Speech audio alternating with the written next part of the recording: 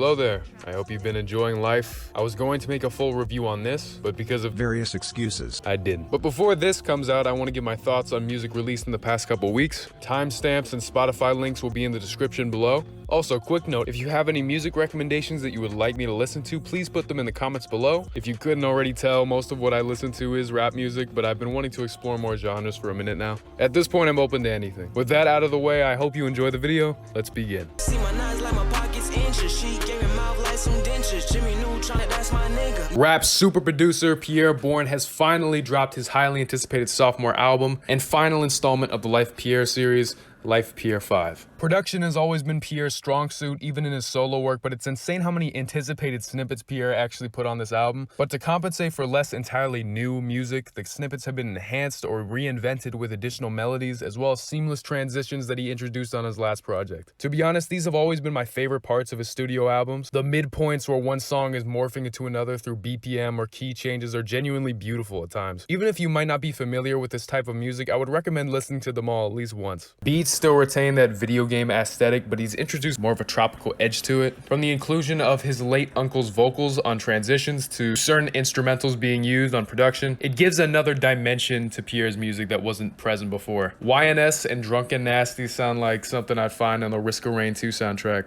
Pierre's delivery has always been strange. He's always sounded like a ghost in a machine. Although I can say he's improved his songwriting by a lot compared to previous projects, the problem with his voice is that it doesn't have much of an identity. If you put Pierre next to almost any other artist, you see how easily he gets lost in the mix. This isn't an issue for most of the songs in this project because what he's trying to achieve is more of a chill vibe type of production. But on songs where he's really trying, like 40 Clip, it just feels out of place. As sad as I might be that he's no longer going to be rapping over his own production after this project, that does mean he has room to improve vocally, since almost all of his attention is focused on beats and mixing. While his lyrics aren't too unique, they do stand out with a sort of juvenile quality. Frequently references video games, old TV shows, and movies. Although his vocals could use a lot of variation, his trademark sound is hypnotic in his own way. Most of the time this formula results in low-key ear candy, but when some songs go on for too long, Pierre doesn't have a way to keep the listener's attention. The Life Pierre 5 doesn't have a particular direction like 4 did.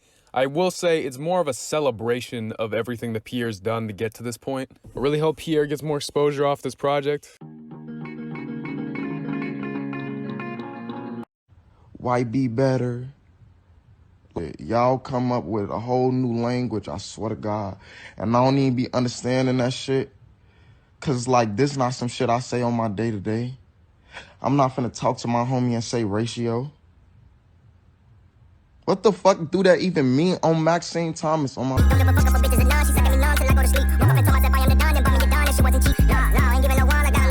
It's crazy to think that it took longer for this to come out than Whole Lotta Red or Eternal Take, but it still sounds rushed. This is not a worse project than Culture 2, only because there's more highlights and less filler. I take that back. But nothing has changed with how they structure songs. Quavo uses the exact same hook, Takeoff isn't any different, but I'll give him credit for carrying most of the songs here. And while Offset has always been the most versatile, he's also the most hit or miss. They can still be decent on a song together, but it feels like over time they lost their chemistry in exchange for being slightly better technically. Even though it's dope to hear Migos again, by the time the album is halfway done, the copy-paste format starts to really set in, and songs from that point just blur together. There's nothing wrong with having a similar style for every project. The issue is that you're relying on the beats to make your music sound original and different. But if Culture 3 and Polo G's new album has taught me anything, is that y'all need new producers. Anything in the mainstream that is not produced by Pierre, Metro, Wheezy, Richie, Filthy, or anyone emulating that sound is boring as fuck right now. And with the oversaturation of rap music through bloated releases and deluxe albums trying to suck out every stream they can, a project sounding dull and repetitive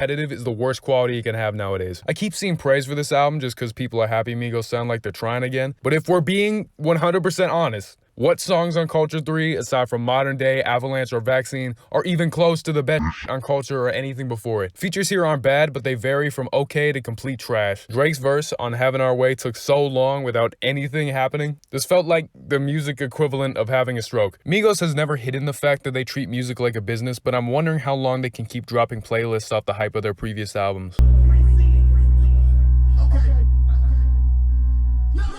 Rolls Royce pull up. Black boy, hop out. Shout out to my I told myself I could wait longer for another Tyler album, but this year has been so dry for popular music. We finally have been blessed with an album that isn't just gonna be a compilation. We'll always fuck with his rollouts because unlike everyone else, he will drop something less than a week after teasing it. The music he crafts always exudes pure confidence, but hearing DJ Drama and Damo Genesis hyping him in the background gives additional momentum to the song that tracks like Okra might not have had. I think this next project will be Tyler finally becoming comfortable within his sound, not only because the production here doesn't stray too far away from songs around Igor's release, but also his lyrics and delivery have incorporated the abrasive nature of his earlier work that made him a maverick in the rap industry. Really not sure what to expect, but I know it will be amazing.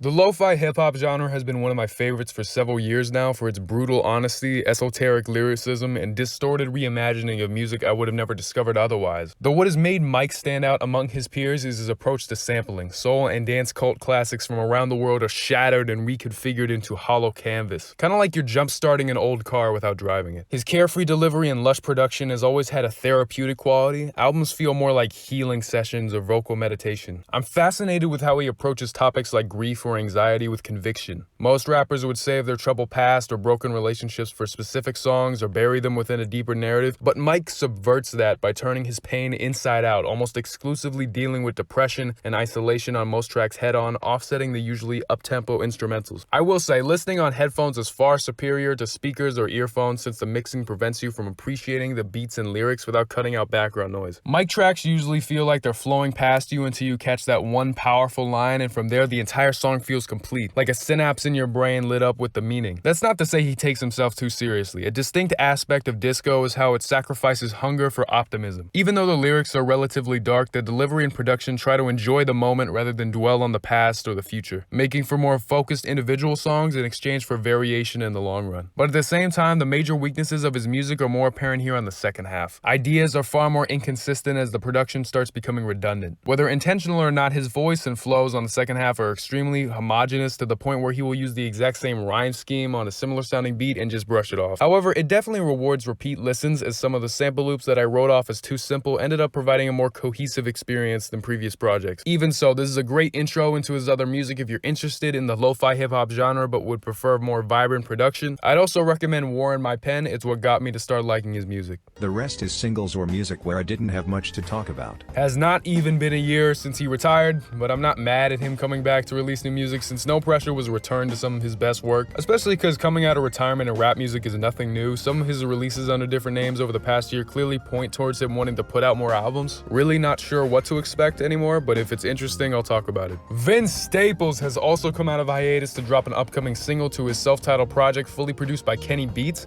Apparently he's going to simplify his approach to songwriting and try to capture a feeling separate from his past work, although this song in particular is extremely low energy. He's never been a stranger to this tempo of music, but without psychedelic production, it's hard to keep the listener's attention. The premise of the track is solid, basically condemning any of his friends or lovers who try to use him for money since they're average. You're average. I'm not sure if this collab with Kenny Beats will be as adventurous as Unlocked, but any new Vince Staples is worth checking out. While I was never a huge fan of her music, that does not mean she isn't talented, far from it. You have to be deaf to have never heard her music at the peak of her popularity in the early 2010s. Lorde and Hayley Williams are some of the most influential pop artists when it comes to this generation of female singers. Subtlety and expression has always been her strongest feature. The song feels like an alternate universe infomercial I'd find advertising beaches resorts, but it still has some kind of curiosity when talking about the wonders of the outside world. Intriguing. While the fusion of these artists' styles is a surprise, I can't help but feel this collaboration was underdeveloped. Instrumental and vocals are sensual and explicit in nature, but in practice, both Don and Kali don't have enough to work with vocally. Still waiting on Don Toliver's project dropping next month, but this song could have been a lot more. Neo-soul band Hiatus Kaiyote are set to release their new album this week. This last teaser is easily my favorite so far, the explosive energy of Naipalm's vocal range being perfectly matched with retro synths and high-speed bass is exactly what makes them so interesting. Looking forward to it. Don't really have much to say about this. It's just a solid R&B cut with a lot of bounce. They still got it. Dope, half concept, half introspective album about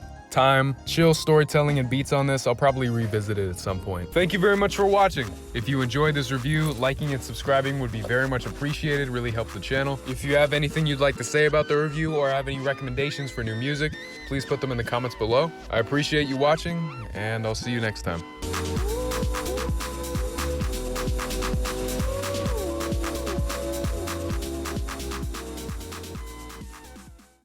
Ah, bueno, adiós, Master.